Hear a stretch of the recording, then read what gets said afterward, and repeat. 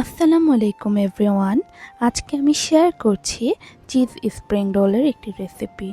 Cheese spring roll বানাতে মাত্র আপনার 1 ঘন্টার মতো হাতে সময় থাকলে আপনি 50-60টি বানিয়ে ফ্রিজে রেখে দিতে পারবেন, আর অনেক দিন খেতেও পারবেন। আর এই রেসিপিতে এত টেস্টি, একটা মুখে দিলে আপনার মনে হবে আমি আরও কয়েকটা খাই খেতেই থাকি। Trust me.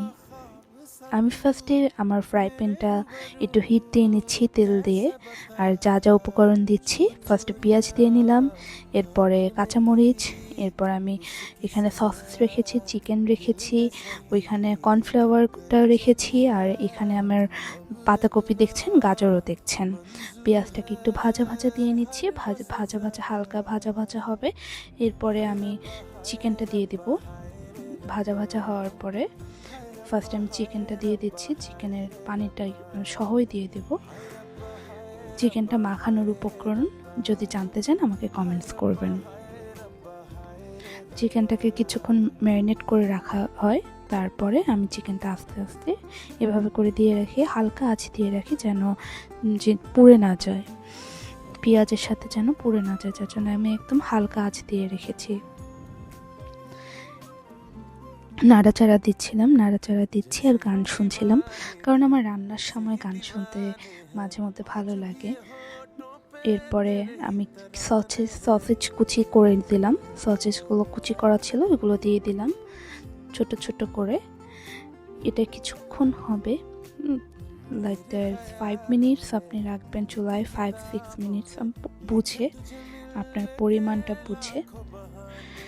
এরপর নাড়াচাড়া দিতে থাকলাম, নাড়াচাড়া দিচ্ছিলাম। কখন হবে দাঁড়িয়েছিলাম, কারণ এটা হতে বেশিক্ষণ সময় লাগে না। সসেসগুলো যেহেতু আমি একটু সিদ্ধ দিয়ে নিয়েছিলাম, ওভেনে বেক করে নেই, দ্যাটস ওয়াই আমার বেশিক্ষণ সময় লাগেনি। এরপর আমি পাতাকপিগুলো দিয়ে দিব। পাতাকপি দেওয়ার আগে চুলার আঁচটা একদম কমিয়ে নেবেন যেন পুড়ে না যায় নিচের অংশটা। এরপর পাতাকপিগুলো যতটুকু দিয়েছে অতটুকুগুলো নাড়া শুরু করলাম। এরপর পুরোটা আস্তে আস্তে এভাবে করে দিয়ে দিবেন।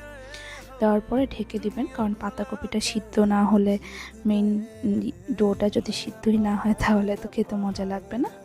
এরপরে গাজরটার সাথে দিয়ে দিলাম, গাজরটা কুচি করে নিয়েছি, একদম কুচি থাকবে গাজরটা।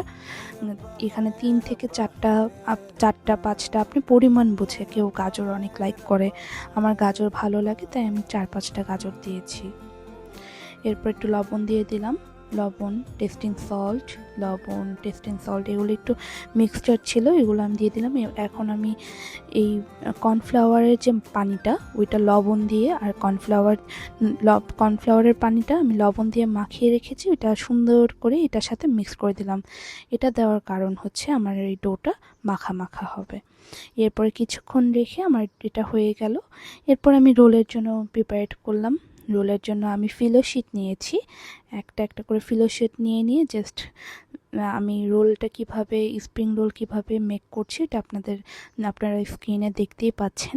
এরপর আমি একটা করে রাউন্ড করে রাখছি, একটা ডো দিচ্ছি, আর ওই সাইডে আমি চিজ রেখেছি, একটু চিজ দিয়ে দিচ্ছি। চিজ কুচি করে রাখবেন, চিজটা ডিপ একদম ফ্রোজেন করে এরপর কুচি করলে ভালো হবে, তাহলে আপনার কষ্ট হবে না, গলে যাবে না চিজগুলো। এরপর আমি আবার ফিলো শিট থেকে শিটগুলো ছিঁড়ে নিচ্ছিলাম।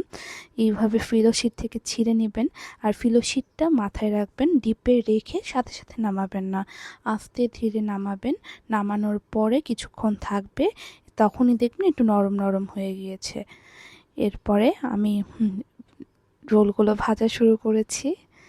আমাকে ভাজার জন্য একজন একটু সাহায্য করছিল, তো রোলগুলো ভাজা হয়ে গিয়েছে।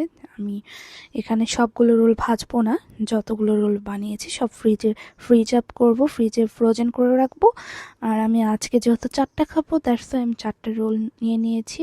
4টা রোল ভাজা শেষ, ভাজার সাথে সাথে আমি চিজ কুচিগুলো দিয়ে দিচ্ছি যেন এটা খেতে অনেক টেস্টি লাগে। আর দেখতেই পাচ্ছেন হয়ে গিয়েছে আমার চিজি রোল।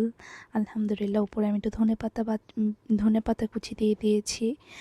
এটা একদম ক্রিস্পি ছিল ভাজার।